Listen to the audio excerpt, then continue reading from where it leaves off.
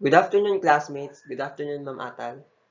My name is Ivan Mosquera, and I will be discussing about white box testing. So let's start. What is white box testing? White box testing is a software testing technique in which internal structure, design, and coding of software are tested to verify flow of input-output and to improve design, usability, and security. So white box testing is the testing of a software solution's internal coding and infrastructure. It focuses mainly on strengthening security, the flow of input and outputs through the application, and improving design and usability. In white box testing, code is visible to testers, so it is also called clear box testing, open box testing, transparent box testing, code-based testing, and glass box testing. White box testing is based on the inner workings of an application and involves around the internal testing. White box testing is also known as the glass box, which is pertaining to the internal code of the system. White box was used because of the see-through concept that symbolizes the ability to see through the software's outer shell into its inner working.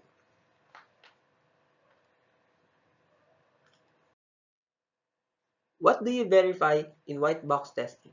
White box testing involves the testing of the software code for the following: internal security holes, broken or poorly structured paths in the coding process, the flow of specific inputs through the code, expected output, the functionality of conditional loops, testing of each statement, object, and functions on an individual basis.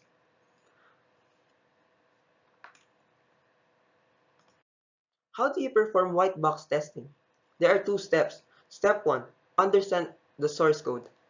As the developer of the system, you need to know and understand what every code are you putting into the system, because it might be difficult if you don't know what you're putting in the system, and it makes it more harder when fixing because you don't know the code and where to place it. Step 2 is create test cases and execute. These are testing like for loops, conditional statements, and trying them if they are working. White box testing techniques. There are two: statement coverage and branch coverage. Statement coverage. This technique requires every possible statement in the code to be tested at least once during the testing process of software engineering. So statement coverage, every every statement or codes that you've done should be tested at least once during the testing process in order to avoid errors and to immediately fix bugs and errors. Next is the branch coverage. This technique checks every possible path if else and other conditional loops of a software application. In the branch coverage, it mainly focuses on the conditional statements like for loops, do while, switch case, if else, that it will check if it's working and there are no errors. Types of white box testing. Number one is unit testing. It is often the first type of testing done on an application. It is performed on each unit or block of code as it is developed. Unit testing is essentially done by the programmer. As a software developer, you develop a few lines of code, a single function or an object, and test it to make sure it works before continuing.